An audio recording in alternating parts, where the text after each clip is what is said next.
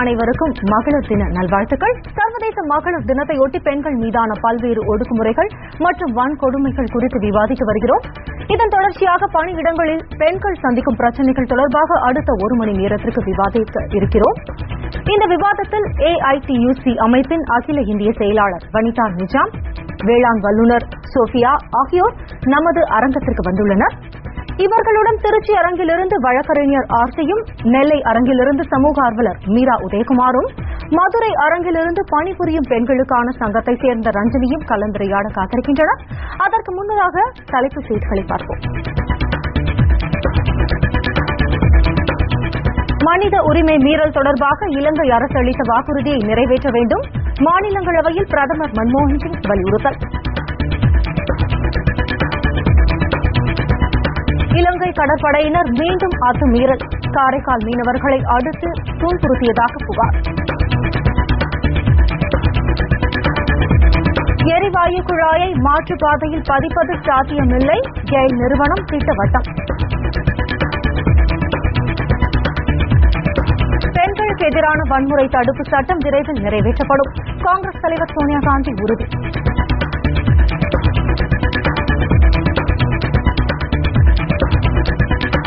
உலகம் முழுவதும் சர்வதேச மகளிர் தினம் உற்சாகமாக கொண்டாட்டம். பெண்களுக்கு உரிய மதிப்பை பெற்றிருக்கிறார்களா, அலசுகிறது புதிய தலைமுறை.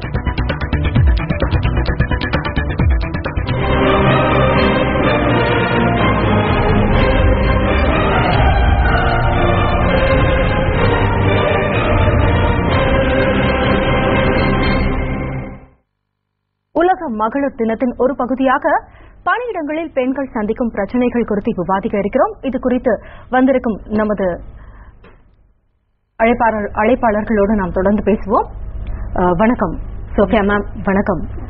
சொல்லுங்க, உங்க ரெண்டு பேருக்கும் முதல்ல மகளிர் தின வாழ்த்துக்கள். நீங்க சொல்லுங்க வஹிதா மேம், உங்ககிட்ட இருந்து ஆரம்பிக்கலாம். இன்னைக்கு நம்மளோட டாபிக் பணியிடங்களில் பெண்கள் சந்திக்கும் பிரச்சனைகள். இப்படி சொன்ன உடனே முதலில் உங்களுக்கு ஞாபகம் வருவது என்ன விஷயம்?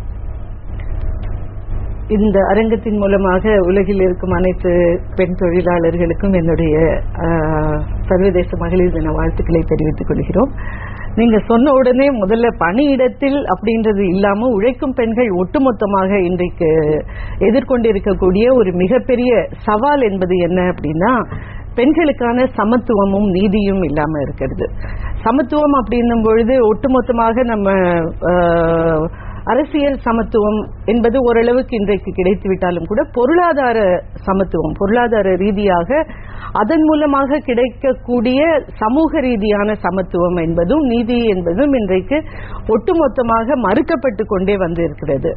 இன்றைக்கு கிட்டத்தட்ட இது 103வது சர்வதேச மகளிர் தினம். 1910 கோப்பன்ஹேகன்ல கிளாரா ஜெட்கின் 1910 முதல் மார்ச் 8 சர்வதேச அளவில் சர்வதேச மகளிர் தினமாக அனுசரிக்கப்பட வேண்டும் என்று யுனைடெட் நேஷன்ஸ்ல போட்ட தீர்மானத்தின் அடிப்படையில் தொடர்ந்து சர்வதேச மகளிர் தினம் உலகம் முழுக்க அனுசரிக்கப்பட்டு வருகிறது.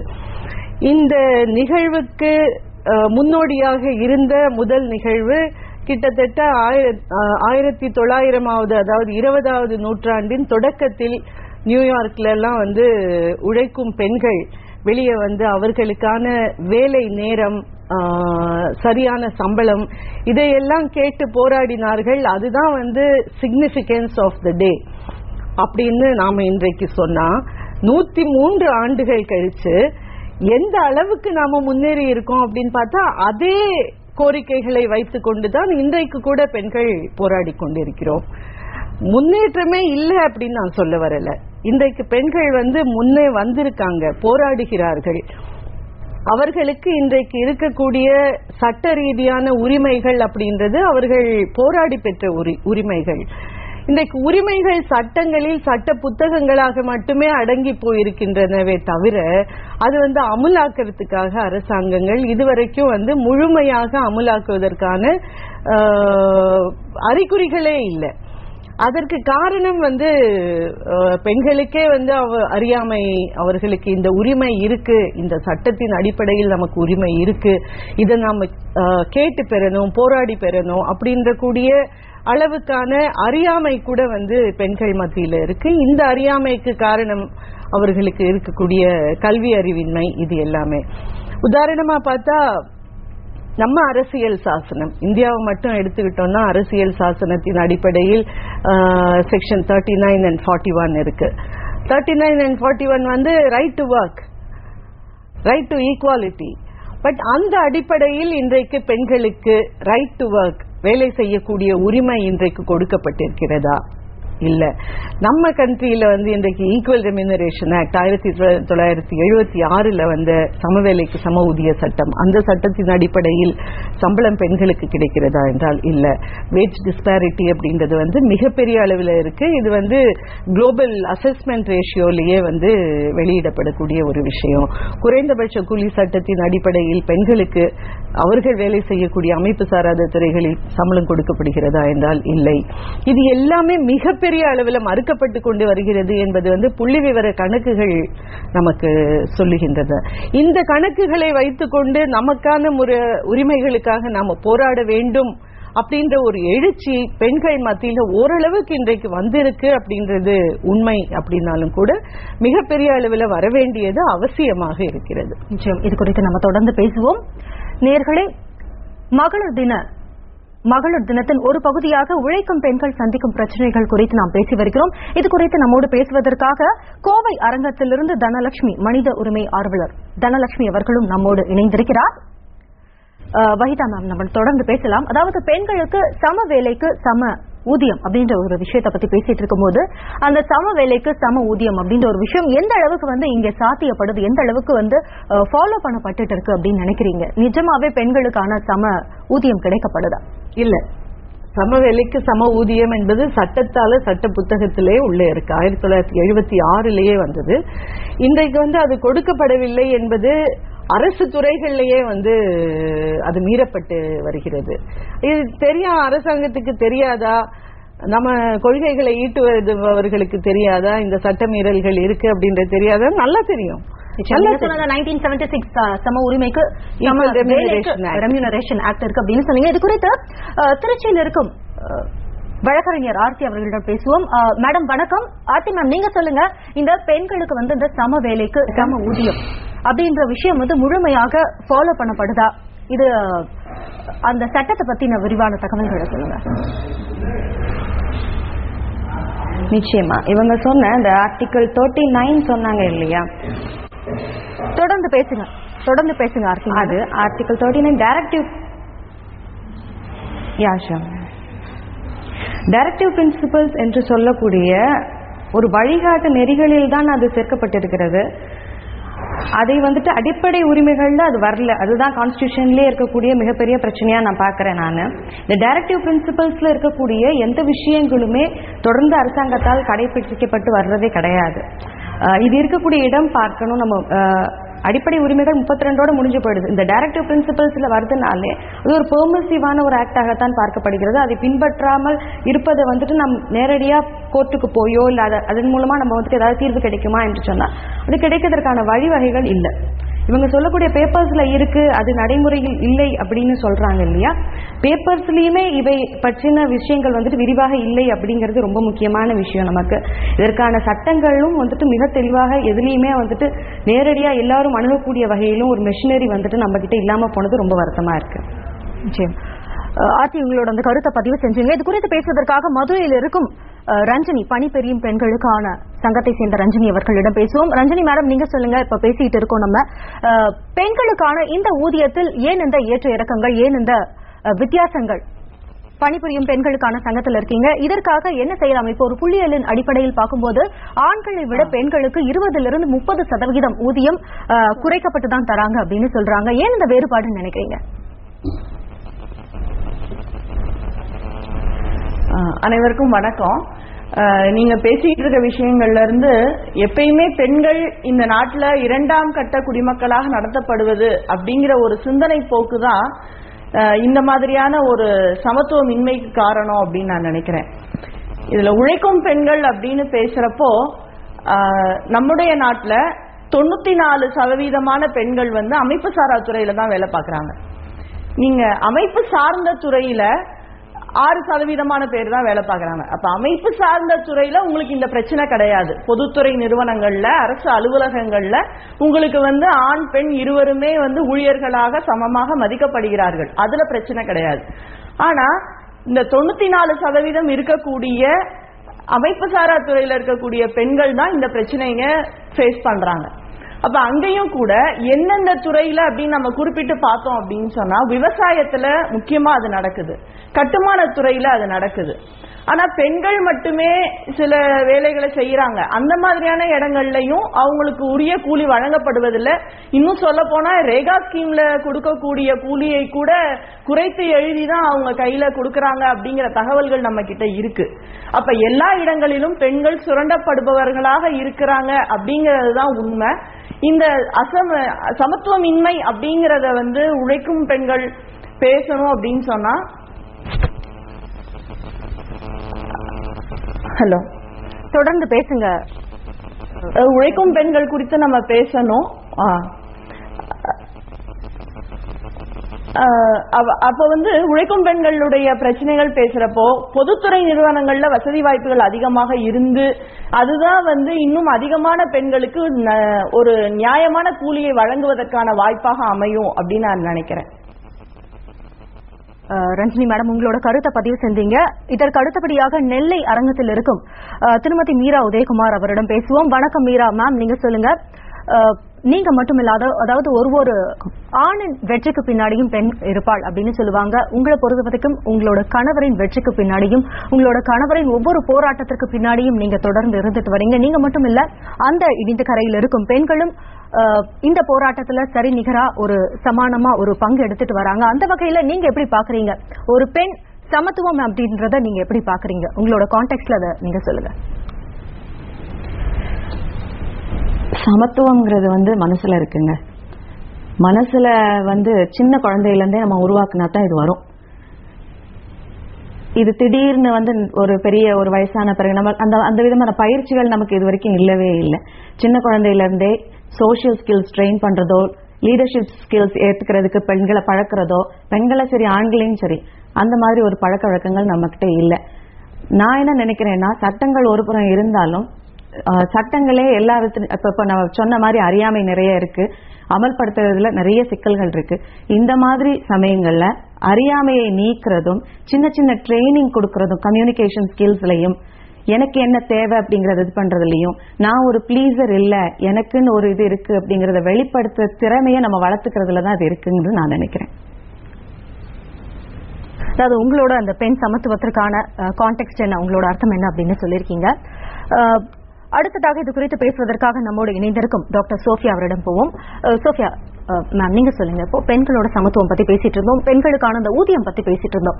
உழைக்கும் பெண்கள் அப்படின்னு எடுத்துக்கும் போது வெறும் பிபிஓலையும் ஐடி கம்பெனிஸ் மட்டும் கிடையாது. உழைக்கும் பெண்கள்னா வந்து வேளாண் துறையிலும் இருக்காங்க. கிராமப்புறங்கள்ல எத்தனையோ பெண்கள் வந்து அளவுக்கு அதிகமான வெயிட்டை எடுத்துட்டு வயல்களில் இறங்கி வேலை செய்வதை நம்ம இன்னைக்கும் பார்த்துட்டு தான் இருக்கோம். அவங்களுக்கு ஒரு சரியான ஊதியம் வழங்கப்படுதா? அவங்க சந்திக்கும் பிரச்சனைகள் என்னென்ன? அனைவருக்கும் வணக்கம். என்னுடைய நிறுவனத்தின் சார்பாகவும் என்னுடைய சார்பாகவும் மகளிர் தின வாழ்த்துக்கள். இந்த ஊதியத்துல வந்து வித்தியாசப்படுறது வந்து மற்ற செக்டார்ல இருக்கிற மாதிரி மட்டும் இல்ல, எல்லா செக்டார்லயுமே அந்த வித்தியாசங்கள் வந்து ஆண்களுக்கும் பெண்களுக்கும் ஊதிய வித்தியாசம் இருந்துட்டு தான் இருக்கு. அது விவசாயத்துறையிலயும் இருக்கு. இன்னும் கேட்டீங்கன்னா, நீங்க கிராமப்புறங்கள்ல பார்க்கும்பொழுது விவசாயம் மட்டும் இல்லாம அதுல உப்பள தொழிலாளர்கள் இருக்காங்க, கட்டுமான தொழிலாளர்கள் இருக்காங்க, மீனவர்கள் இருக்காங்க.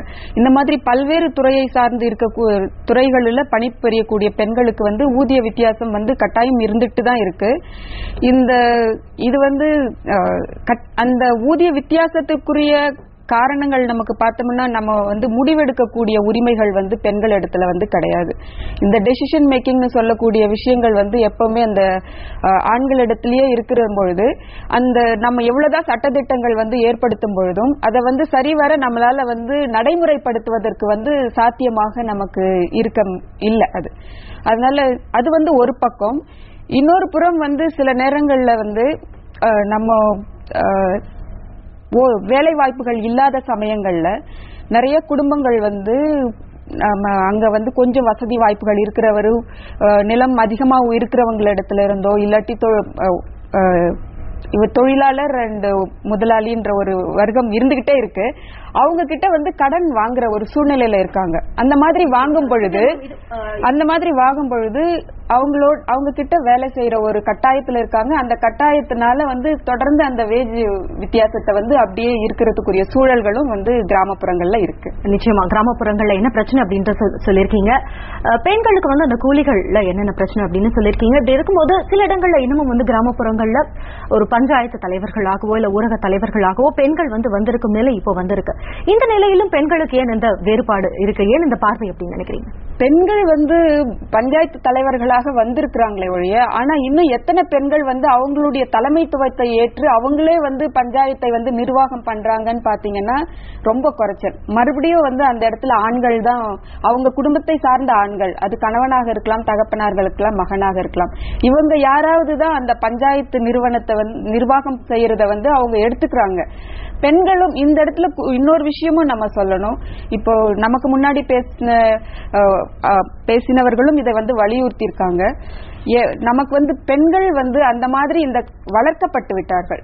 இந்த மாதிரி ஆணாதிக்க சிந்தனைகள் இருக்கிறது சமூகம். இது அந்த சமூகத்துல வளர்க்கப்படும் பொழுது தானாகவே தன்னுடைய உரிமையையும் தன்னுடைய நிலையும் அறிந்து ஒரு சமுதாயத்துல போயிட்டு ஒரு காரியங்களை எடுத்து இந்த மாதிரி ஒரு பதவி வந்து கிடைச்சாலே அதை சரிவர வந்து செயல்படுத்துவதற்கு வந்து அவங்களுக்குள்ளார தைரியம் ஒரு பக்கம் இல்ல, இன்னொரு பக்கம் வந்து சமூகம் அதற்கான ஒரு அனுமதியை வந்து அவங்களுக்கு சரிவர வழங்குறது இல்ல.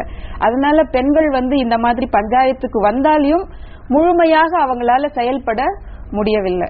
அதனால அவங்களுடைய உரிமைகளை அவங்க அறியணும், அதற்கான விழிப்புணர்வுகள் ஏற்படுத்தி அந்த ஒரு ஸ்பேஸ் அவங்களுக்கு கிரியேட் பண்ணி கொடுக்கணும் வந்து செயல்படுத்துவதற்கு. நிச்சயமா கிராமப்புறத்துல என்னென்ன விஷயங்கள் அப்படின்னு பார்த்தோம். இப்ப பெண்களோட அந்த தலைமை பண்பை பத்தி பேசிட்டு இருக்கும்போது கோவையில் இருக்கும் மனித உரிமை ஆர்வலர் தனலட்சுமி அவர்கள் உங்ககிட்ட ஒரு கேள்வி, பெண்களுடைய அந்த தலைமை பண்புகளை பத்தி பேசிட்டு இருந்தோம். அப்படி பேசிட்டு இருக்கும்போது இப்போ என்னதான் பெண்கள் நிறைய தலைமை இடத்திற்கு வந்திருந்தாலும் நிறைய பெண்களால வந்து ஒரு தலைமை நிர்வாக பொறுப்பை வந்து எடுக்க முடியல. அதற்கு காரணம் ஒரு கிளாஸ் சீலிங் அப்படின்னு சொல்லக்கூடிய ஒரு கண்ணாடி கூரை அப்படின்ற ஒரு பார்வை இன்னும் பெண்கள் மேல இருந்துட்டு தான் இருக்கு. அந்த கிளாஸ் சீலிங் அப்படின்னு சொல்லும் போது பெண்கள் மேல இது போன்ற ஒரு அலுவலகங்கள்ல பெண்கள் மேல ஒரு நிலையற்ற தன்மை இருக்கு. ஒருவேளை இந்த பெண் வந்து ஒரு குழந்தை பெற்று போயிடுவாங்களோ இல்ல ஒரு கணவனால வந்து வேற இடத்துக்கு போயிடுவாங்களோ, வேலையை எந்த நேரத்தில் விட்டுட்டு போவாங்களோ அப்படின்ற ஒரு நிலையற்ற தன்மை இருக்கு அப்படின்ற ஒரு கருத்து நிலவுது. இதை நீங்க எப்படி பாக்குறீங்க? ஏன் இந்த நிலையற்ற ஒரு பார்வை இருக்கு பெண் மேல? வணக்கம், அனைவருக்கும் சர்வதேச மகளிர் தின வாழ்த்துக்கள். நம்ம சொசைட்டில வந்து தொடக்கத்துல வந்து பெண்ணுக்கு வந்து ஒரு லீடர்ஷிப் குவாலிட்டின்றது அறிமுகமே ஆகிறதில்ல. வீடுகள்லயும் சரி சமூகத்திலயுமே வந்துட்டு ஒரு பார்வையை வந்து செகண்டரி சிட்டிசனா தான் பார்க்கப்படுறாங்களே. எந்த டெசிஷன் மேக்கிங் எந்த துறை செஞ்சாலும் பெண்ணுக்கு முடியாது. அவ்வளவு பேசினாவே வந்து வாயாடி அகராதின்ற அளவு தான் நடக்கப்படுதே ஒழிய அவ வந்து எந்த ஒரு முடிவும் அவ எடுக்கிறதே சமூகம் வந்து அங்கீகரிக்காமே இது வரைக்கும் வந்திருக்கு. போராட்டத்துக்கு பிறகுதான் வந்து நம்ம வந்து வேலைக்கு போறதும் படிக்கிறதுக்கும் அதுக்கே பெரிய போராட்டங்கள் நடந்தா இப்ப வந்து பெண்கள் வந்து படிக்கிறதுக்கே வந்திருக்கிறாங்க. அந்த நிலைமை இருக்குது. அப்போ வந்து அந்த லீடர்ஷிப் ஆண்களுக்குமே வந்து நம்ம சமூகத்துல மனப்பாட கல்வி அந்த அளவுல தான் போயிட்டு இருக்கிற ஒழிய லீடர்ஷிப் குவாலிட்டி லீடர்ஷிப்பை வந்து கல்லூரிகளையும் சரி பள்ளிகளையும் சரி அதை வந்து ஒரு முயற்சியை அதை வந்து ஒரு இதாக செயல்பாடாக செய்யறது கிடையாது. அந்த வகையில் பார்க்கும்போது வந்து பெண்களுக்கு இனிமே வந்துட்டு நிலைமை மோசமாக தான் இருக்குது. அதனால வந்து பெரிய பெரிய வீட்டை சீரமைக்கிறதுக்கு அது அந்த ஒரு சுமை, அதை அடுத்து வந்து இந்த சுமையின் போது வந்துட்டு அந்த அதற்கான பயிற்சின்றது ரொம்ப ரொம்ப அவசியம் நினைக்கிறேன். அது வந்து சமூகமா அதை வந்து முக்கியமா அதை முன்னெடுத்து செல்ல வேண்டிய நிர்பந்தம் இருக்குது. அப்படிதான் நான் பாக்குறேன். நிச்சயம் இது குறித்து திருச்சியில் இருக்கும் வழக்கறிஞர் ஆர்த்தியிடம் தொடர்ந்து பேசுவோம். ஆர்த்தி, நீங்க சொல்லுங்க, இப்போ டாக்டர் சோஃபியா சொன்னது போன்று கிராமப்புறங்களில் பெண்களுக்கு அந்த ஊதிய வித்தியாசம் என்ன அப்படின்றத பத்தி அவங்க பேசிட்டு இருந்தாங்க. நீங்க சொல்லுங்க, நகர்ப்புறங்களில் பெண்களுக்கு பெரிய பெரிய அலுவலகங்களையும் சரியான ஒரு சமமான ஊதியம் கொடுக்கப்படுறது இல்லை அப்படின்ற ஒரு கருத்து இருக்கு. இதை நீங்க எப்படி பாக்குறீங்க?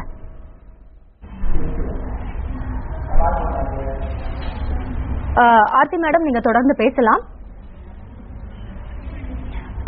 வணக்கம்.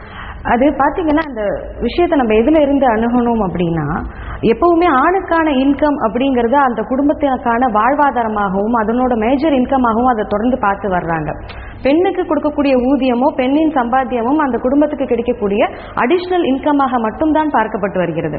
எந்த சூழலில் இருந்து இவர்கள் பணிக்கு வந்தார்கள், அவர்கள் பணி செய்வது எப்படியெல்லாம் பார்க்கப்படுகிறதுல இருந்து இந்த விஷயம் அணுகணும்னு நான் நினைக்கிறேன். அப்படி இருக்க அவளுடைய பணி அப்படிங்கிறது ஒரு சான்ஸாக அவளுக்கு இருக்கிறதே தவிர அவளுடைய சாய்ஸாக அந்த இடத்தில் இல்லை. இந்த ஊதிய பேதங்களும் இதன் அடிப்படையில தான் அமையுது. அவளுக்கு கிடைக்கக்கூடியது அவளுக்கான வருமானமாகவும் ஒரு தனி பெண்ணுக்கான வருமானமாகவும் கணக்கிட்டு தான் இன்னைக்கு ஒவ்வொரு இடத்துலயும் கொடுக்கறாங்க. இந்த மகளிர் தினத்தை பத்தி நம்ம சொல்லிட்டு இருக்கப்போ என்ன சொல்றோம், இது உழைக்கும் பெண்கள் வீதிக்கு வந்து அவர்களின் உரிமைக்காக போராடி பெற்ற தினமாக நாம் இதை பார்க்கிறோம். அப்படி என்று பார்க்க போனால் நம்முடைய சமுதாயத்தில் அவர்கள் சொன்னது போல. ஆனா ஆர்த்தி மேம், இப்ப உழைப்பு அப்படின்றது வந்து நிறைய இடங்கள்ல பாக்குறோம். நிச்சயமா ஆண்களை விட அதிகமான ஒரு வேலையை வந்து பெண்கள் செய்யறதை பார்த்துட்டு இருக்கோமே. அதுதான் நான் சொல்ல வரேன். நான் உழைப்பின் ரீதியா அவங்க அதை பாக்குறது இல்ல. அவன் குடும்பத்தை நிர்வகிப்பவன், அவன் 5 பேத்துக்கான ஊதியமா அவனுக்கு கொடுக்கப்படுறதாகவும் இந்த பெண்ணுக்கு கொடுக்கக்கூடிய வருமானம் என்பது அவளுக்கான வருமானமாகவும் இந்த சமூகத்தால் தொடர்ந்து சித்தரிக்கப்பட்டு வருகிறது. அப்படி வர்றப்போ அந்த ஊதிய பேதம் அப்படிங்கறதையும் நம்ம அடிப்படையில இருந்து பார்க்க முடியுது. அப்படின்னா காலை 6 மணியிலிருந்து மாலையில் 6 மணி வரைக்கும் ஒரு சித்தால் செய்கிற வேலையை தான் ஒரு கொத்தனாரும் செய்கிறார். ஆனால் அவருக்கு வந்துட்டு நம்ம 400 ரூபாயும் இவருக்கு 200 ரூபாயும் இஞ்சளவும் கொடுத்து வருகிறோம். இந்த இடத்தில் தான் மாற்றம் இருக்கிறது. செய்யக்கூடிய வேலையின் தன்மை ஒன்று, எல்லாமே ஒன்று. ஆனால் பெண்ணிற்கு ஒரு ஊதியமும் ஆணுக்கு ஒரு ஊதியமும் தொடர்ந்து வழங்கப்பட்டு வருவதற்கான காரணமாக நான் இதைத்தான் பார்க்கிறேன். அது மேஜர் இன்கமாகவும் இன்றளவும் இவளுடைய இன்கமை அடிஷனல் இன்கமாகவும் இவர்கள் பாவித்து வருவதே கொடுமையான. நம்ம தொடர்ந்து பேசுவோம். பணியிடங்களில் பெண்கள் சந்திக்கும் பிரச்சனைகள் குறித்து நாம் பார்த்து வருகிறோம். ஒரு சிறிய இடைவெளிக்கு பிறகு விவாதத்தை தொடருவோம்.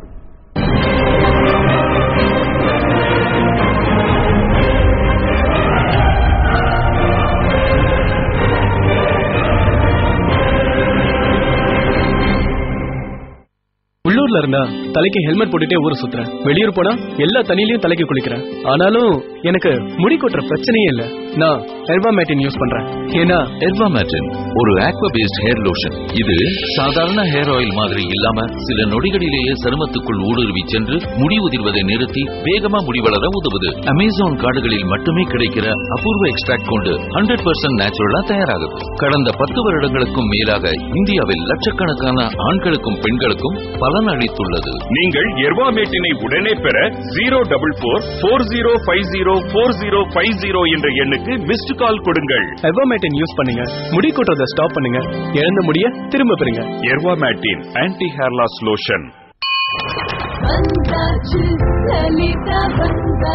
புதுச்சேரியின் புதிய சகாப்தம் மார்ச் 13 முதல் மகத்தான ஆரம்பம். புதுச்சேரியை கேள்விப்பட்டிராத 0 to 7% சேதாரத்துடன் புதியதாய் பெரியதாய் லலிதா ஜுவல்லரி, நேரு வீதி, பாண்டிச்சேரி.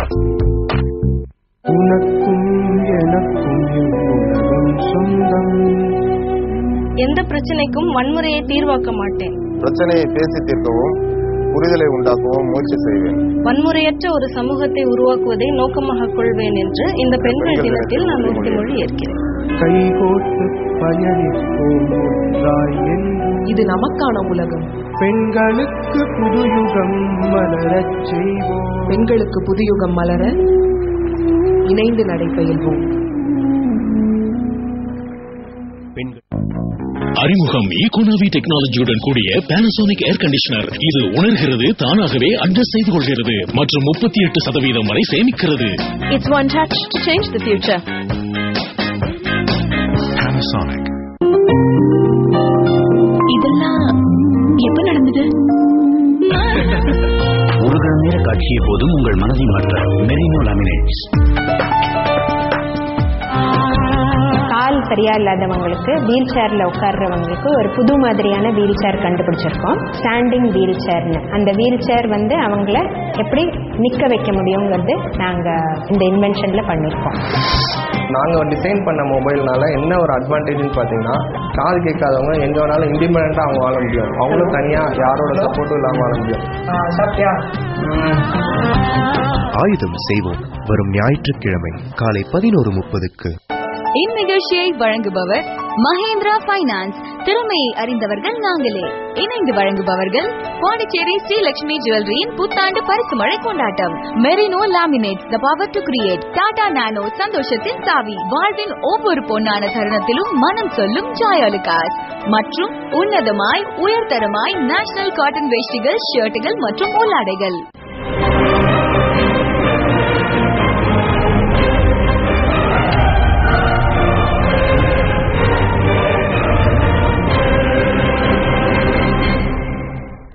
மகளிர் தின சிறப்பு நிகழ்ச்சியின் ஒரு பகுதியாக பணியிடங்களில் பெண்கள் சந்திக்கும் பிரச்சனைகள் குறித்து பேசி வருகிறோம். இது பற்றி தொடர்ந்து விவாதிப்போம். வஹிதா மேம், நீங்க சொல்லுங்க. இப்போ ஆர்த்தி, உங்க லாயர் ஆர்த்தி பேசிட்டு இருக்கும்போது சொன்னாங்க, அமைப்பு சாரா தொழில்கள்ல தான் சரியான இது இல்ல, அமைப்பு சார்ந்த தொழில்கள்ல சரியான ஊதியம் இருக்கு அப்படின்னு சொன்னாங்க. இது அவங்களோட கருத்து. உங்களோட கருத்து என்ன? இந்த கருத்திலிருந்து நான் கொஞ்சம் வேறுபடுறேன். அமைப்பு சாரா துறையில இருக்கக்கூடிய பெண்களுக்கு பல சட்ட மீறல்கள் இருக்கு. அங்க ஒட்டுமொத்தமாகவே அவர்களுக்கு கிடைக்க வேண்டிய குறைந்தபட்ச கூலி கூட கிடைக்கல அப்படின்றதுதான் இஷ்யூ. அமைப்பு சார்ந்த துறைகளாக இருக்கட்டும், ஃபார் இன்ஸ்டன்ஸ் இன்றைக்கு பெரிதாக பார்க்கப்படுகின்ற இந்த கார்பரேட் செக்டர், இதுல எல்லாம் கூட டிஸ்பாரிட்டி, வேஜ் டிஸ்பாரிட்டி, எந்த அளவுக்கு ஜெண்டர் கேப் அப்படின்னு சொல்லக்கூடிய பாலியல் அடிப்படையில வரக்கூடிய இடைவெளி அப்படின்றது இருக்கு அப்படின்றது குளோபல் ஜெண்டர் கேப் அப்படின்ற ஒரு ஆய்வு அறிக்கை மூலமாக வெளியிட்டு இருக்காங்க. வேர்ல்ட் எக்கனாமிக் ஃபோரம் கொண்டு வந்த ஒரு ஆய்வறிக்கையின் அடிப்படையிலும் கூட பர்டிகுலர்லி கார்ப்பரேட் செக்டர்ல பெண்கள் ஆண்களை விடவும் 3 1 பங்கு சம்பளம் தான் கிடைக்கிறது அப்படின்றத சொல்லியிருக்காங்க. பல இடங்கள்ல ஆண்களுக்கு கிடைக்கக்கூடிய சம்பளத்தில் 57% தான் இவர்களுக்கு கிடைக்கிறது அப்படின்னு சொல்லியிருக்காங்க. இது ஆய்வறிக்கைகள் வெளியே வந்திருக்கு. இன்னும் ஒரு சகோதரி பேசும்பொழுது சொன்னாங்க, பொதுத்துறையில எல்லாருக்கும் இந்த வேஜ் டிஸ்பாரிட்டி இருக்காது அப்படின்றது. இது ஒரு மிகப்பெரிய ஒரு மிஸ் அப்படின்னு நான் சொல்லுவேன். பர்டிகுலர்லி நம்ம இந்தியால எடுத்துக்கிட்டோம் அப்படின்னா மருத்துவத்துறையில, சேவை துறையில, மருத்துவத்துறையில சுகாதாரத்துறையிலயா இருக்கட்டும், பிளாக்ஷிப் ப்ரோக்ராம்ஸ் அப்படின்னு சொல்லக்கூடிய ICDS, integrated child development scheme, NRHM, national rural health mission, இந்த ரெண்டுமே இந்த 2 ஸ்கீம்லையும் முழுக்க பல லட்சக்கணக்கான பெண் தொழிலாளர்களே இருக்காங்க. இங்க இருக்கக்கூடிய பெண் தொழிலாளர்களுக்கு பெண்கள் சேவை மனப்பான்மை கொண்டவர்கள், அதனால இவர்களுக்கு ஆனரேரியம் கொடுக்கிறோம் அப்படின்னு சொல்லித்தான் இன்றைக்கு வரைக்கும் கூட அரசாங்கங்கள் ஆனரேரியமா கொடுத்துட்டு இருக்காங்க. NRHM ஸ்கீம்ல இருக்கக்கூடிய ஆயாக்கள், தமிழ்நாட்டை பொறுத்த வரைக்கும் அவங்க வில்லேஜ் ஹெல்த் நர்ஸா இருப்பாங்க, ஆயாவா இருப்பாங்க. மற்ற தமிழ்நாடு அல்லாத மற்ற மாநிலங்கள்ல ஆஷா ஒர்க்கர்ஸ் அப்படின்னு அவங்களுக்கு பேரு, அக்ரெடிட்டட் ஹெல்த் அட்வைஸ் அசிஸ்டன்ஸ் அப்படின்றது. அவங்களுக்கு எத்தனை பெண்களை பிரசவத்துக்காக பிரைமரி ஹெல்த் சென்டர் கூப்பிட்டு போறாங்க, எத்தனை குழந்தைங்களை கூப்பிட்டு போறாங்க, எத்தனை காண்டோம்ஸ் விற்பனை பண்றாங்க, இந்த அடிப்படையில கமிஷன் மட்டுமே வழங்கப்பட்டு வருகிறதே தவிர அவர்களுக்கு உழைப்புக்கு ஏற்ற கூலி இன்றைக்கு வரைக்கும், உழைப்புக்கு ஏற்ற ஊதியம் இன்றைக்கு வரைக்கும் கிடைக்கப்படவில்லை. இது ரெண்டுமே கவர்மெண்ட் பிளாக்ஷிப் ப்ரோக்ராம்ஸ். அவர்களுக்கு கிடைக்க வேண்டிய குறைந்தபட்ச கூலியை national minimum wage 115 rupees per day விட ரொம்ப கம்மியான சம்பளம் தான் அவங்களுக்கு கிடைக்குது. பல லட்சக்கணக்கான பெண்கள் இதுல இருக்காங்க. ஒன்னும் இல்ல, ஹெல்த்துக்கு கொடுக்க வேண்டிய ஒரு ஜிடிபில ஒரே 1%, இப்போ இந்த பட்ஜெட்ல கூட ஜிடிபில 1% மட்டும்தான் ஹெல்த்துக்கு அலாட் பண்ணிருக்காங்க. முதல்ல UPA 1ல 2.45 இருந்தது. இந்த 1% இன்னும் 1% அதிகமா கொடுத்தாலே ஹெல்த்தையும் நல்ல முறையில என்ஷூர் பண்ண முடியும். ஹெல்த் ஸ்கீம்ல இருக்கக்கூடிய ஒர்க்கர்ஸுக்கும், பெரும்பான்மையாக பெண்களாக இருக்கக்கூடியவர்களுக்கும் சரியான முறையில சம்பளம் கொடுக்க முடியும். ஆனா இந்த அரசாங்கமே அந்த கடமையிலிருந்து தவறி கொண்டு வருகிறது என்பதை தான் நாம இன்றைக்கு பிரதானமாக பார்க்கிறோம். நிச்சயம். இன்னைக்கு இந்த பெண்களுக்கான சம ஊதியம் அதை பத்தி பேசும்போது பெண்களுக்கான ஒரு தலைமை பண்பு அதை பத்தியும் பேச வேண்டியிருக்கு. இதை பற்றி பேசுவதற்காக நெல்லையில் இருக்கும் மீரா உதயகுமார் அவரிடம் போவோம். மீரா மேம், நீங்க சொல்லுங்க, உங்களுக்கு ஒரு தலைமை பண்பை பத்தி நம்ம சொல்ல வேணாம், ஏன்னா நீங்க ஒரு பள்ளியை வைத்து நடத்திட்டு இருக்கீங்க. அப்படி பார்க்கும்போது பெண்களுக்கான தலைமை பண்பை இப்ப இருக்கும் இந்த சமூகம் குறைவாக மதிப்பிடுது அப்படின்னு சொல்லலாமா? கட்டாயங்க. யாருமே நம்ம வந்து ஒரு ஈக்குவல் பர்சனாலிட்டின்னு நினைக்கிறதே இல்லை. எனக்கு ஐ வாஸ் ஹோப்பிங் இந்த கான்வர்சேஷன் கொஞ்சம் டீவியேட் ஆகி பெண்களுக்கான கஷ்டங்கள்ங்கிறது வந்து வெறும் ஊதியம் அது இருக்கு, இல்லைன்னு சொல்லலை, அதை தாண்டி வருமானம் நானே எதிர்பார்த்துட்டு இருந்தேன். Thank you for bringing that up. பெண்களுக்கு வந்து நம்ம கேட்கணுங்கிறத பழக்கிறதே இல்லை. You can ask for your ரைட்ஸுங்கிறத பழக்கவே இல்லை. இது வந்து நான் கார்பரேட் லேடர்ல இருக்கக்கூடிய பெண்களை பத்தி நான் பேசல, ரொம்ப கீழே இருக்கிறவங்களை பத்தி பேசுறேன்.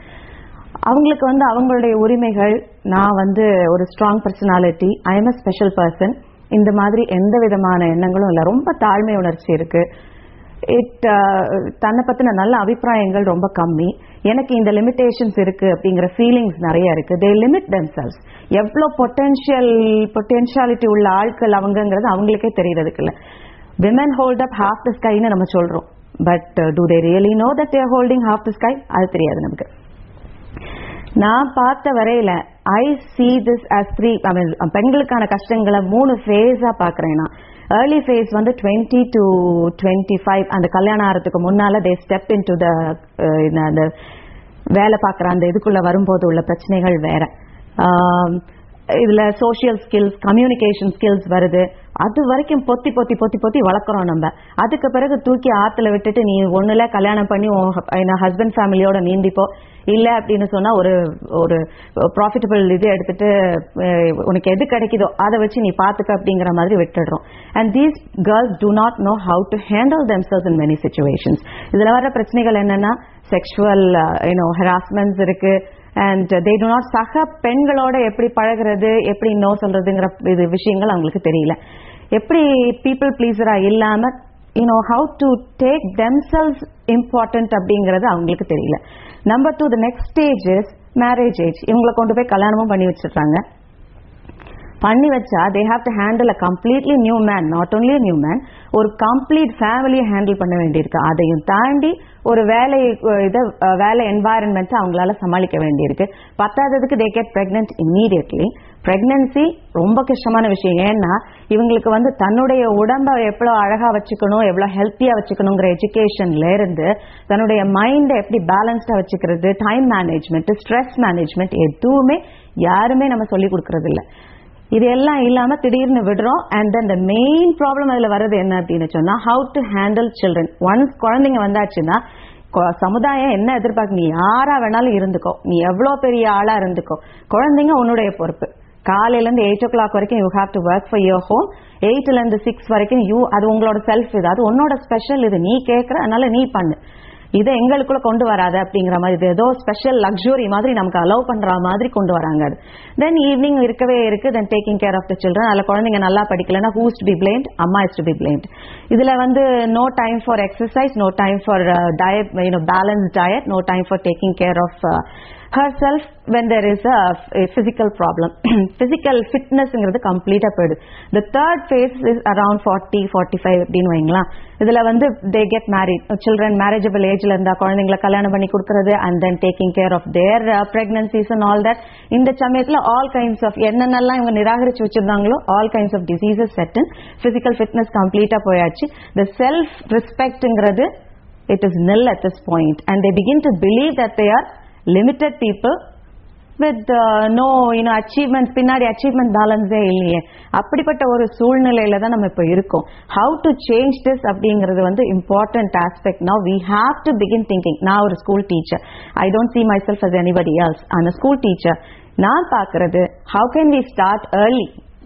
Bringing up sons is totally different from bringing up girls. And how do we find the difference?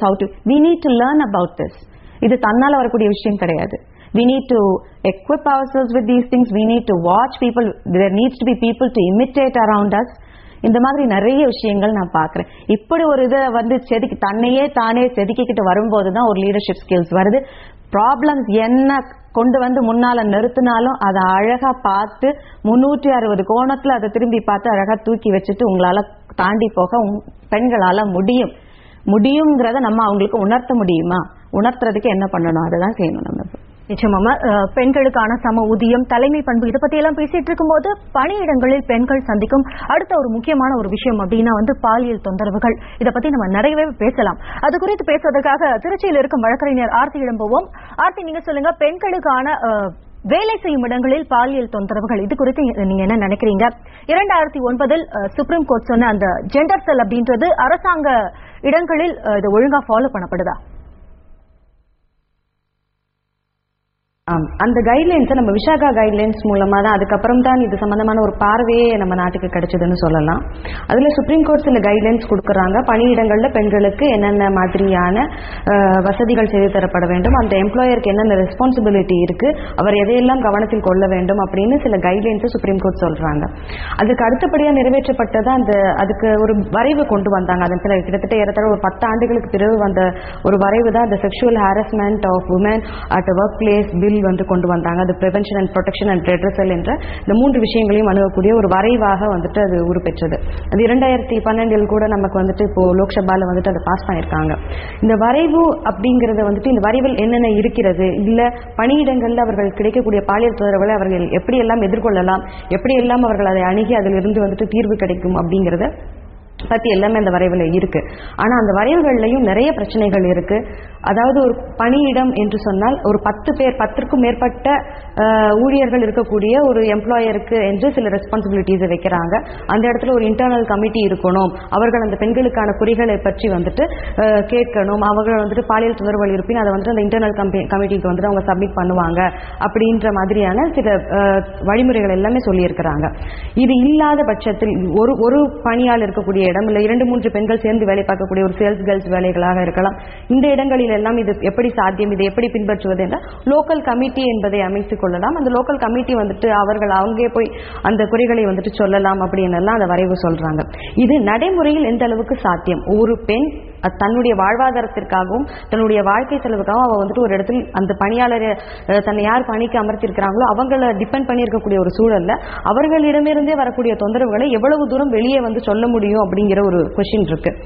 அது அப்படியே அவள் சொன்னாலும் அதற்கு பின்னதான நடவடிக்கைகள் எப்படி இருக்கும்? அவளுக்கு திருப்பி அந்த கம்ப்ளைண்ட் கொடுத்ததுக்கு அப்புறம் அவன் தொடர்ந்து அந்த வேலையில அவர் நீடிக்க முடியுமா? இல்ல அது வந்துட்டு எல்லா நேரங்களிலும் வந்துட்டு பப்ளிக் செக்டார்ஸ்ல இருக்கக்கூடிய பெண்களுக்கான பாலியல் தொந்தரவுகள் அப்படிங்கிறது வேற. அதுல வந்துட்டு சொல்றப்ப அந்த மாதிரி பிரச்சனைகள் வர்றப்ப அந்த ஊழியரை வந்துட்டு பணியிட மாற்றம் பண்ணிடணும், அதுக்குன்னு சில கைட்லைன்ஸ் எல்லாம் கொடுத்திருக்காங்க. அதுவும் பெரும்பாலான சூழ்நிலைகள்ல பின்பற்றப்படுறதே கிடையாது. அப்படி இருக்கும்போது பிரைவேட் செக்டார்ல வேலை பார்க்கக்கூடிய, தனியார் நிறுவனங்களில் வேலை பார்க்கக்கூடிய, மிகவும் குறைந்த சம்பளத்துக்கு வேலை பார்க்கக்கூடிய ஒரு பெண்ணால் தனக்கு நிகழக்கூடிய பாலியல் தொந்தரவுகளை வந்துட்டு வெளியே சொல்ல முடியல. எல்லாமே நம்ம என்ன நினைக்கிறோம் அப்படின்னாக்க பாலியல் தொந்தரவு என்றாலே நமக்கு சட்டத்திலும் பாத்தீங்கன்னா திரும்ப திரும்ப அந்த ஐபிசிலேயே சுத்திட்டு போய் தான் அந்த பொண்ணு வந்துட்டு சொல்லணும். எல்லா இடங்களிலும் ஒரே தன்மையான பாலியல் தொந்தரவுகள் அவர்களுக்கு கிடைக்கிறது கிடையாது.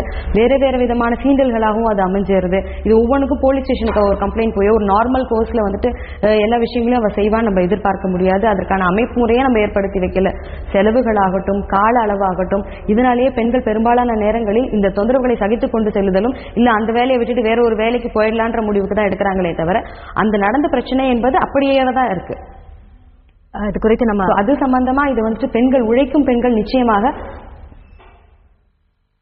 தொடர்ந்து பேசுவோம். இது குறித்து சோஃபியா மேம் நீங்க சொல்லுங்க. இப்ப உழைக்கும் பெண்கள் அவங்க பார்த்துட்டு வர அந்த பாலியல் பிரச்சனைகளை பத்தி சொல்லிட்டு இருந்தாங்க. இதை தொடர்ந்து ரூரல் சைட்ல பெண்கள் சந்திக்கும் பிரச்சனைகள் என்ன, அவங்க பாலியல் ரீதியிலான பிரச்சனைகளை சந்திக்கிறாங்களா, அப்படி சந்தித்தா அதை வெளியில சொல்ற அளவுக்கு அங்க இருக்க பெண்களுக்கு வந்து ஒரு தைரியம் இருக்கா? எத்தனை பெண்கள் வந்து இந்த பிரச்சனைகளை வெளியில எடுத்துட்டு வராங்கன்னு நினைக்கிறீங்க?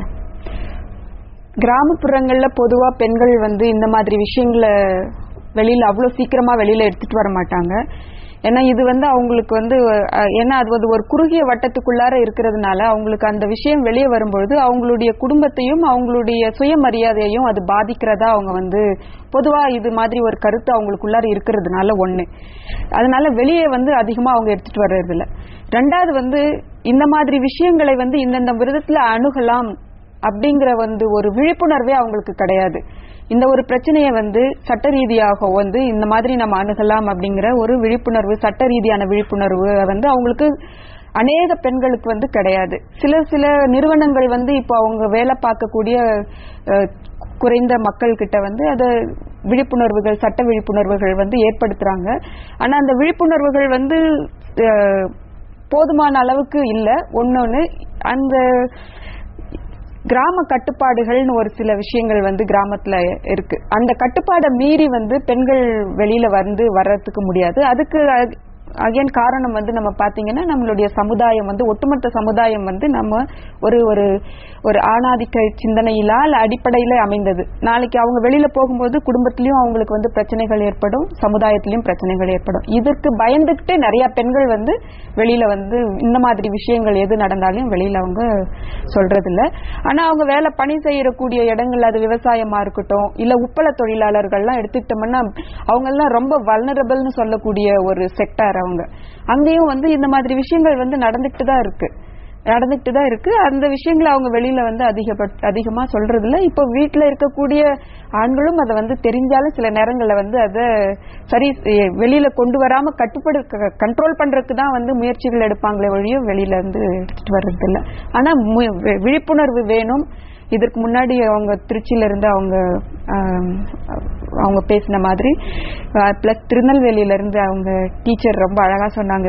பெண்கள் வந்து அவங்களுடைய உரிமைகளை வந்து உணர்வது இல்லை. ஆண்களை காட்டிலும் பெண்கள் இடத்துலதான் அந்த ஆணாதிக்க சிந்தனை இன்னும் இருக்கு. அவங்க குழந்தை வளர்ப்பு முறையிலயும் சரி, குழந்தையிலிருந்தே பெண்ணை ஒரு மாதிரியும் ஆண்களை ஆண் குழந்தைய ஒரு மாதிரி வளர்த்து வர்றதுதான். இப்ப நம்ம திடீர்னு போய் சில மாற்றங்களை நம்ம இந்த நிலையில இந்த ஒரு வயது அடைந்த பிறகு கொண்டு வர்றது கஷ்டம். அதனால வந்து வளர்ப்பு முறையிலிருந்தே நம்ம வந்து அந்த வேறுபாட்டை வந்து நம்ம சரி செய்து வளர்த்து கொண்டு வரும்பொழுதுதான் ஒரு சமமான ஒரு ஆண் பெண் சமத்துவ சமுதாயம் வந்து வருங்காலத்துல வந்து உருவாகும். அதற்கு வந்து நம்ம எவ்வளவு சட்டம் கொண்டு வந்தாலும் இது வந்து உணர்வு பூர்வமான ஒரு விஷயம். அது உணர்ந்து நம்ம வந்து மாறக்கூடிய ஒரு விஷயம். ஆண்களா இருந்தாலும் சரி பெண்களாக இருந்தாலும் சரி, ரெண்டு பேர்கிட்டயுமே இந்த ஒரு மாற்றம் நம்ம ஏற்படும் பொழுதுதான் தன்னிலையை உணர்ந்து தன் உரிமை உணர்ந்து நம்ம இந்த மாதிரி பிரச்சனைகளை வந்து பயந்து நம்ம அடக்கி உள்ள வச்சிட்டு இருக்காம வெளியில கொண்டு வரதுக்குரிய ஒரு வாய்ப்பு வந்து ஏற்படும். பெண்கள் தினத்தின் ஒரு பகுதியாக பணியிடங்களில் பெண்கள் சந்திக்கும் பிரச்சனைகள் குறித்து பேசி வருகிறோம். இது குறித்து விவாதிப்போம் ஒரு சிறு இடைவெளிக்கு பிறகு.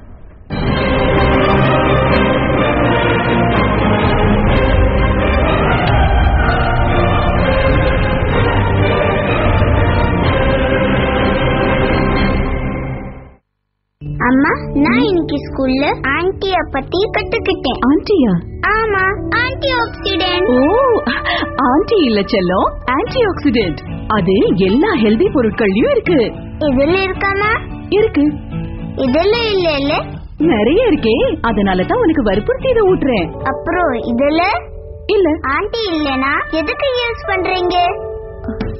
புதிய ஹிமாலயா கம்ப்ளீட் கேர் டூத் பேஸ்டில் உள்ளது ஆன்டி ஆக்சிடென்ட். இது கிருமிகளை மட்டுமல்ல தீங்கு விளைவிக்கும் டாக்ஸின்களையும் அழித்து உங்கள் பற்களை மற்றும் ஈறுகளை இயற்கையான வழியில் ஹெல்தியாக்குகிறது. புது டூத் பேஸ்டா? ஆமா, ஆன்டி இருக்கிறது. ஆன்டி இல்ல, anti accident. Himalaya complete care toothpaste germ ப்ரொடெக்ஷனுக்கும் மேலானது. அன்னை தெரசா மகளிர் பல்கலைக்கழகம் வழங்கும் பல்வேறு படிப்புகள். யார் யார் விண்ணப்பிக்கலாம்? தூர்தர்ஷன் ஆல் இந்தியா ரேடியோவில் 1000 பணியிடங்கள். தொழில்நுட்ப படிப்புகளை முடித்தோருக்கு வாய்ப்பு. இன்னும் பல கல்வி வேலைவாய்ப்பு செய்திகள். இன்று மாலை 4:30 மணிக்கு கற்க கசடர நிகழ்ச்சியில் இந்நிகழ்ச்சியை இணைந்து வழங்குபவர்கள் OLX.in. எல்லாமே விற்பனை ஆயிடும். வாபக்யூ பெயிண்ட் மற்றும் கோவை நந்திமார் சம்பாரவை மற்றும் கோதுமை மாவு. எல்லோரும் சாப்பிடலாம், நல்லாவே சாப்பிடலாம். துபாய் ரிட்டர்ன் மாப்பிள்ளைக்கு பொய்க்கால் குதிரையா? நிஜ குதிரை கொண்டு வந்திருந்தா துணிக்கு கூட காசு மிஞ்சிருக்காது. இது பட்ஜெட் கல்யாணம் பாஸ். பட்ஜெட் கல்யாணத்துல இவ்ளோ காஸ்ட்லி பெயிண்டா?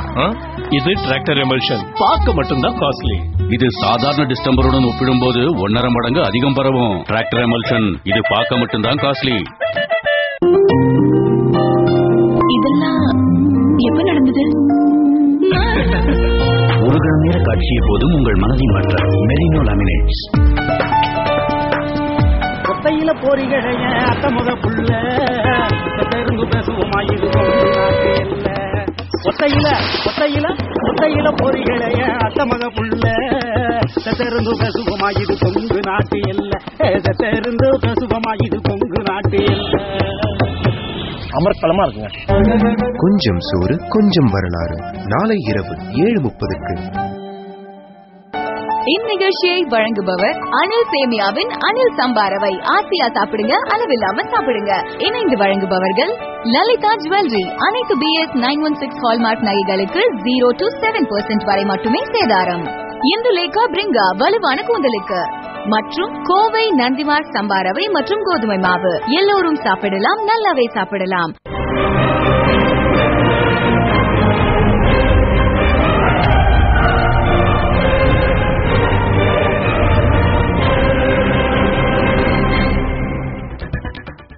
பணி செய்யும் இடங்களில் பெண்கள் சந்திக்கும் பிரச்சனைகள் குறித்து பேசி வருகிறோம். இது குறித்து தொடர்ந்து பேசுவோம். வஹிதா மேம், நீங்க சொல்லுங்க. இப்ப ஏற்கனவே ஆர்த்தி பேசும்போது சொன்னாங்க அந்த 2012 ஒரு பில் ஒன்னு பாஸ் ஆகிருக்கு அப்படின்னு சொன்னாங்க. அது குறித்த விவரங்களை நீங்க சொல்லுங்க. பணியிடத்தில் பாலியல் வன்முறையை கட்டுப்படுத்துவதற்காக அப்படின்னு Vishaka case, Vishaka versus state of Rajasthan, அந்த கேஸ் ஹேண்டில் பண்ணின சுப்ரீம் கோர்ட் கைட்லைன்ஸ் கொடுத்திருந்து 10-13 வருஷங்கள் ஆகி கூட இன்றைக்கு வரைக்கும் அமைப்பு சார்ந்த துறைகளாக இருக்கட்டும், கவர்மெண்ட் அரசு அலுவலகங்களிலேயா இருக்கட்டும், வங்கிகள், இன்சூரன்ஸ் செக்டர்ஸ், எந்த இடத்துலையுமே 100% இம்ப்ளிமெண்டேஷன் இல்லை அப்படின்றதுதான் நிதர்சனமான உண்மையாக இருக்கிறது. அது அமைப்பு சார்ந்த துறையை மட்டுமே அந்த கைட்லைன்ஸ் கட்டுப்படுத்துகிறது. அமைப்பு சாராத துறைகளுக்காகவும் ஒட்டுமொத்தமாக சேர்த்து சரியான முறையில் ஒரு சட்டம் கொண்டு வர வேண்டும் அப்படின்னா பெண்கள் அமைப்புகளும் தொழிற்சங்கங்களும் தொடர்ந்து போராடியதின் அடிப்படையில் இந்த சட்டம் இன்றைக்கு லோக்சபால அமலாக்கப்பட்டிருப்பது வரவேற்கத்தக்க ஒரு விஷயம். ஆனா அந்த சட்டத்துல சில குறைபாடுகள், அதாவது ரொம்ப ஒரு முதல்ல இந்த சட்டம் வந்த இந்த டிராஃப்ட் ஃபார்ம்ல ரொம்ப கிளாரிங்கா என்னன்னா டொமெஸ்டிக் ஒர்க்கர்ஸ், அதுல வீட்டு வேலை செய்யக்கூடிய பெண்கள் ஆர் எக்ஸ்க்ளூடட் ஃப்ரம் திஸ் அப்படின்றது தான் அந்த டிராஃப்ட் ஃபார்ம்ல வந்தது. டொமெஸ்டிக் ஒர்க்கர்ஸ் மிகப்பெரிய அளவில் வீட்டு வேலை செய்யக்கூடிய பெண்கள், அவர்கள் வேலை செய்யக்கூடிய இடங்கள்ல பாலியல் வன்கொடுமைக்கு ஆளாகக்கூடிய தேர் வல்னரபிள் செக்ஷன் அப்படின்றது நம்ம எல்லாருக்கும் தெரியும். கட்டடத்தில் வேலை செய்யற பெண்கள் இவங்களுக்கெல்லாம் ஒரு சட்டப்படியான பாதுகாப்பு இல்லை.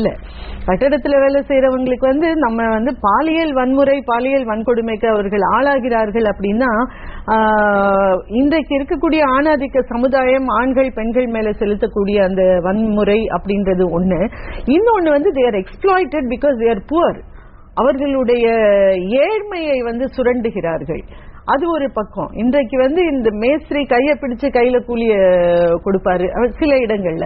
இன்றைக்கு அது குறைந்து இருந்தாலும் கூட அது இருக்கு அப்படின்னும் பொழுது அதை எதிர்த்து குரல் எழுப்பறதுக்கு இவங்களால முடியல. ஏன்னா நாளைக்கு வேலை இல்லைன்னா நமக்கு என்ன பண்ணுவோம் அப்படின்ற ஒரு அந்த ஏழ்மையை சுரண்டல் இருக்கு பாருங்க, ரொம்ப ஒரு கொடுமையான ஒரு விஷயம். இந்த பில்லுல வரும்பொழுது இப்போ இந்த பில்ல பர்டிகுலரா ஒரு செக்ஷன் 14 அப்படின்னு ஒரு கிளாஸ் ஒன்னு இருக்கு. அந்த கிளாஸ்ல என்ன சொல்றாங்கன்னா penalty for false and malicious complaint அப்படின்றாங்க. சப்போஸ் அந்த கம்ப்ளைண்ட் ஒரு கொடுத்திருக்கக்கூடிய புகார் உண்மையற்றது, ஃபால்ஸ் அண்ட் மலிஷியஸ் அப்படின்னு ப்ரூவ் பண்ணப்படக்கூடிய கட்டத்துல அந்த கம்ப்ளைண்ட்டை கொடுத்தவங்களுக்கு பனிஷ்மெண்ட் அப்படின்றது it will be a deterrent clause. அதை பார்த்து பயந்தே கம்ப்ளைண்டே கொடுக்க மாட்டாங்க. ஏன்னா செக்ஷுவல் ஹாரஸ்மெண்ட் அப்படின்ற அந்த வித்தின் கொட்டேஷன்ஸ் வரக்கூடிய அதை பார்க்கும் பொழுது அதுக்காக நீங்க விட்னஸ் வச்சுக்க முடியாது. Sexual harassment it may be gesture அப்படின்னு சொல்றோம். அந்த கெஸ்டருக்கு விட்னஸ் வச்சிருக்க முடியுமா? எவிடன்ஸ் கிடைக்குமா? It has to be perceived. So it has to be perceived by the complaints committee. But complaints committee suppose அது ஃபால்ஸ் அண்ட் மலிஷியஸ் அப்படின்னு சொன்னா நான் என்ன ஆறுது, கம்ப்ளைண்ட் கொடுத்திருக்கேன், எனக்கு பெனல்டி இருக்கு. சோ பெனல்டி இருக்கக்கூடிய அந்த clause will be a deterrent clause. So அது சரியான முறையாக இல்லை. முழுவதுமாக பெண்கள் முன்வந்து கம்ப்ளைண்ட் கொடுக்கக்கூடிய மாதிரியான ஒரு முறையாக இருக்க வாய்ப்பில்லை, இருக்காது அப்படின்றது பெண்கள் அமைப்புகள் இன்றைக்கு கூட நாம கருதுறோம். இன்னொரு செக்ஷன் 10 அப்படின்றது இருக்கு. அதுல கன்சிலியேஷன், அதாவது எல்லாம் செஞ்சு முடிச்ச கடைசியில கன்சிலியேஷன்ல ஏதோ சரி போனா போகட்டும் அப்படின்னு விடுறது அப்படின்றது it cannot be there. It should not be there. அதாவது கம்ப்ளைண்ட் பண்றோம், இவர் தப்பு செஞ்சாரு, இது பண்ணிருக்காரு, அதனாலதான் இது அப்படின்னும் பொழுது அது பனிஷ்மெண்டோட போயாக வேண்டிய ஒரு விஷயம். என்ன மாதிரியான பனிஷ்மெண்ட், டிபார்ட்மெண்டல் பனிஷ்மெண்டா என்ன அப்படின்றது தான் பார்க்கணுமே தவிர கன்சிலியேஷன் அப்படின்றது வந்து then again the complainant அந்த பெண் வந்து will be brought under pressure. திரும்பவும் பிரஷர்ல கொண்டு வந்து இந்த மாதிரி விட்டு கொடுத்துட்டு போ அப்படின்ற மாதிரியான ஒரு பிரஷருக்குள்ள கொண்டு வரக்கூடிய வாய்ப்பையும் கூட ஏற்படுத்தும் அப்படின்றது. ஆனா இதை வரவேற்கிறோம் கண்டிப்பாக. ஒரு சட்டம் என்பது இல்லாம இருந்தது, இன்றைக்கு சட்டம் வந்திருக்கு. அதற்கப்புறம் அதுல இருக்கக்கூடிய நுவான்சஸ் அதை சரிப்படுத்த வேண்டிய அவசியங்களும் தேவைகளும் இருக்கு. நிச்சயமா. ரஜினி, இப்ப நீங்க சொல்லுங்க, இப்போ பெண்களுக்கான இந்த பெண்களுக்கு எதிரான இந்த பாலியல் தொந்தரவுகள் குறித்து நம்ம பேசிட்டு இருக்கும்போது விசாகா கைட்லைன்ஸ் அப்படின்னு சொல்றோம், நம்ம மற்ற வரைவுகளை பத்தி பேசிட்டு இருக்கோம். ஆனா இது போன்ற ஒரு கைட்லைன்ஸோ அரசாங்கம் சொல்லியிருக்க ஒரு ஜெண்டர் செல் வைக்கணும் அப்படின்ற ஒரு விஷயங்கள் பணிபுரியும் எல்லா பெண்களுக்கும் தெரிஞ்சிருக்கா? இது குறித்த ஒரு விழிப்புணர்வு பெண்களுக்கு இருக்குன்னு நினைக்கிறீங்களா? நிச்சயமாக இருக்குது. இப்ப முன்னாடி பேசிய தோழர் சொன்னதுல எனக்கு ஒரு கருத்து இருக்கு. அதாவது விசாகா கைட்லைன்ஸ் படி எல்லா நிறுவனங்கள்லயும் அந்த கமிட்டி அமைக்கப்படலை அப்படின்னு சொல்லியிருக்காங்க. இன்சூரன்ஸ் துறையும் சேர்த்து அவங்க வந்து இப்ப கோட் பண்ணாங்க. அதை வந்து நான் மறுக்க வேண்டிய கட்டாயத்துல இருக்கேன். ஏன்னா இன்சூரன்ஸ் துறையிலே ஆகஸ்ட் 97 விசாகா கைட்லைன்ஸ் சொன்னதபடி 1999 இந்தியா முழுவதும் இருக்கக்கூடிய அனைத்து கோட்ட தலைமையகங்களிலும் இந்த ஆன்டி செக்சுவல் ஹராஸ்மெண்ட் கமிட்டி அமைக்கப்பட்டுள்ளது. முறையாக அமைக்கப்பட்டு அது வந்து ரெனியூ பண்ணிக்கிட்டே இருக்காங்க. இன்னைக்கு வரைக்கும் அந்த கமிட்டி இருக்கு. என்ன அதுல ஒரு விஷயம்னு சொன்னா, அதனுடைய செயல்பாடு எதுக்கு எப்படி வரும் அப்படின்னா, எங்கே பாலியல் புகார்கள் வருதோ அப்பதான் அதனுடைய செயல்பாடை பத்தி நீங்க பேச முடியும். ஆனா எல்ஐசியை பொறுத்தவரை எங்களுடைய அகில இந்திய இன்சூரன்ஸ் ஊழியர் சங்கம் பெண்களுக்கு மிக பாதுகாப்பான சுயமரியாதையான ஒரு பணிச்சூழலை உருவாக்கி கொடுத்திருப்பதால் அந்த கமிட்டிக்கான தேவை ஏற்படவில்லை அப்படிங்கிறது தான் உண்மையே தவிர அந்த கமிட்டிகள் அமைக்கப்பட்டிருக்கிறது, அதை எங்களுடைய சங்கம் உறுதி செய்திருக்கிறது. இதை ஒரு விஷயம் நான் இங்க பதிவு பண்ணணும்னு நினைக்கிறேன். இன்னொரு விஷயம், பாதுகாப்பான பணிச்சூழல் பத்தி பேசுறப்போ இப்போ நம்ம முதல்ல நீங்க வேஜஸ் பத்தி பேசுனீங்க, அதுக்கப்புறம் பாலியல் வன்கொடுமைக்கு போயிட்டீங்க. எனக்கு அதுல ஒரு கருத்து என்ன இருக்குன்னா, பாதுகாப்பான பணிச்சூழல் அப்படிங்கிறது என்ன அப்படின்னு பாத்தீங்கன்னா, அது வந்து ஒரு அலுவலகத்துல இருக்கக்கூடிய ஒரு பர்னிச்சர்ஸ் மட்டும் கிடையாது. அதை தாண்டி அந்த பெண்ணுக்கு ஒரு சுயமரியாதையுடன் சுயகௌரவத்துடன் அந்த பெண் அங்க பணியாற்ற முடிகிறதா, அந்த பெண்ணுக்கான அடிப்படை வசதிகள் அங்க செய்து தரப்பட்டிருக்கிறதா, தனி கழிவறைகள் முதல்ல அமைக்கப்பட்டிருக்கிறதா அப்படிங்கறதெல்லாம் சேர்த்துதான் இன்னைக்கு வந்து பாதுகாப்பான பணிச்சூழல். அது எல்லாவற்றையும் உறுதிப்படுத்த வேண்டிய பொறுப்பும் கடமையும் வந்து அரசாங்கத்துக்கு இருக்கு. ஆனா அதையும் கூட அதை நம்மால் இணைந்த ஒற்றுமையான சங்கத்தை உருவாக்கினால் அதை வந்து செய்து காட்ட முடியும் அப்படிங்கிறது தான் வந்து இன்னைக்கு நிதர்சனமான உண்மை. எங்களுடைய சங்கம் அதை செய்து காட்டி இருக்கிறது. எங்களுடைய எல்லா கிளை அலுவலகங்களிலும் மகளிருக்கான தனி கழிப்பறைகள், மகளிருக்கான தனி ஓய்வறைகள் உறுதி செய்யப்பட்டுள்ளன. நீங்க வந்து ஒரு மாடல் ஆபீஸ் எப்படி இருக்கணும் அப்படின்னு நீங்க வந்து பார்க்கணும்னு நினைச்சீங்கன்னா, எந்த ஊர்ல இருக்கக்கூடிய எல்ஐசி கிளை அலுவலகத்துக்கு நீங்க போனீங்கன்னு சொன்னா அது பெண்களுக்கான ஒரு பாதுகாப்பான பணிச்சூழல் எப்படி இருக்கணும்னு நினைச்சு பார்க்கணும்னா நீங்க வந்து எந்த கிளை அலுவலகத்துக்கு வேணா போக முடியும். அதை எங்களுடைய சங்கம் உறுதிப்படுத்தி இருக்கிறது. அப்ப நான் இதன் மூலமா திரும்ப என்ன வலியுறுத்த விரும்புறேன்னு சொன்னா, சங்கம் ஒன்று ஒரு நேர்மையான முறையான சங்கம் இணைந்து செயல்பட்டால், அனைத்து ஊழியர்களையும் இணைத்து ஊழியர்களின் நலன்களுக்காக தொடர்ந்து போராடி வந்தால் நம்மால் அந்த உரிமைகளை பெற முடியும் அப்படிங்கிறது தான் வந்து இன்னைக்கு நான் சொல்ல வேண்டியதா இங்க நான் கருதுறேன். நீங்க சொல்லிருக்கீங்க பணிபுரியும் பெண்களுக்கான இந்த ஜெண்டர் செல் பத்தின ஒரு விழிப்புணர்வு இருக்கு அப்படின்னு நீங்க சொல்லிருக்கீங்க கைட்லைன்ஸ் பத்தி. ஆனா சோஃபியா மேம், நீங்க சொல்லுங்க, இப்போ அர்பன் ஏரியால அதாவது நகர்ப்புறங்களில் இருக்கும் பெண்களுக்கு விழிப்புணர்வு இருக்குது அப்படின்றது அவங்களோட கருத்தா இருக்கு. உங்களோட கருத்து வந்து ரூரல் ஏரியாஸ்ல கிராமப்புற பெண்கள் சந்திக்கும் மற்ற பிரச்சனைகள் என்னென்ன சுருக்கமான ஒரு பதிவு செய்தார். அவங்க இதுக்கு முன்னாடி சொல்லிட்டு இருந்த மாதிரி அடிப்படை அவங்களுக்கு பாதுகாப்பான ஒரு வேலை ஸ்தலம் அப்படின்ற பொழுது எடுத்துக்கிட்டோம்னா, அவங்க சொன்ன மாதிரி அவங்களுக்கு வந்து குடி தண்ணீர், கழிப்பறைகள், இப்போ அவங்க ஒரு பில்டிங் இருக்கும் பொழுது அந்த வசதிகள் ஏற்படுத்த முடியுது. இப்போ விவசாயத்துல இருக்கிறவங்களோ இல்ல குறிப்பா உப்பள தொழிலாளர்கள், அதுல நிறைய பெண்கள் தான் வேலை செய்யறாங்க. காலையில 2 மணிக்கு போனாங்கன்னா மத்தியானம் 2 மணி வரைக்கும் அவங்க அங்க பணிபுரியணும். ஆனா அவங்களுக்கு அங்க குடி தண்ணீரோ இல்லாட்டி கழிப்பறை வசதிகள் ஏற்படுத்தி கொடுக்கப்படவில்லை. கொடுக்கப்படக்கூடிய ஒரு சூழல்கள் அப்போ அங்க இல்ல. இது அது இல்லாததுனால ஏகப்பட்ட பின்விளைவுகள் இருக்கு. இதனால அவங்க தண்ணி குடிக்கிறது இல்ல, சரியா சாப்பிடுறது இல்ல. இதனால அவங்களுக்கு சுகாதார கேடுகள் நிறைய வருது. பசியை மறக்கிறதுக்காக பாக்கு சாப்பிட வேண்டிய வெத்தலை பாக்கு, டொபாக்கோ போன்ற விஷயங்கள் அவங்க பழக்கத்துக்கு ஏற்படுத்திக்கிறாங்க. அது ஒரு புதுவிதமான பிரச்சனைகளை, சுகாதார கேடுகளை ஏற்படுத்துது. அந்த மாதிரி பணிபுரிகிற இடங்கள்ல பாதுகாப்பான விஷயங்களோ இல்ல அடிப்படை தேவைகள் ரொம்ப ரொம்ப, அதுவும் பெண்களுக்கு ரொம்ப குறிப்பா தேவையான விஷயங்கள் அடிப்படை தேவைகள் இருக்கு. அதை நம்ம எந்த அளவுக்கு அரசாங்கமோ சரி இல்ல அங்க போய் கிராம மக்களுக்காக பணிபுரிகிற நிறுவனங்களும் சரி எந்த அளவுக்கு இதை நம்மளால பூர்த்தி செய்ய முடியறது அப்படிங்கறத நம்ம யோசிக்க வேண்டிய ஒரு சூழல். இதற்கான நம்ம நிறைய விஷயங்கள் விவாதிக்கிறோம். ஆனா அது எந்த அளவுக்கு நம்ம விவாதிக்கப்படக்கூடிய விஷயங்களை, எடுக்கப்படக்கூடிய முடிவுகளை ஒரு செயலாக்கத்திற்கு நம்மளா ஒரு நிறுவனங்களாவோ இல்ல அரசாங்கமோ எடுத்து போற அளவுக்கு ஒரு பாலிசி லெவல் சேஞ்சஸ் கொண்டு அதை இம்ப்ளிமெண்ட் பண்ணும்பொழுதுதான் நம்ம எவ்வளவு விஷயங்கள் பேசினாலும் அதனுடைய சாராம்சத்தை கொண்டு போய் நம்ம செயலாக்கப்படுத்தாம போகும் பொழுது இவ்வளவு பெரிய விவாதங்கள் நமக்கு எந்த அளவுக்கு இந்த தலைப்புக்கு கூட பெண்களுக்கு எந்த அளவுக்கு திருப்பி போய்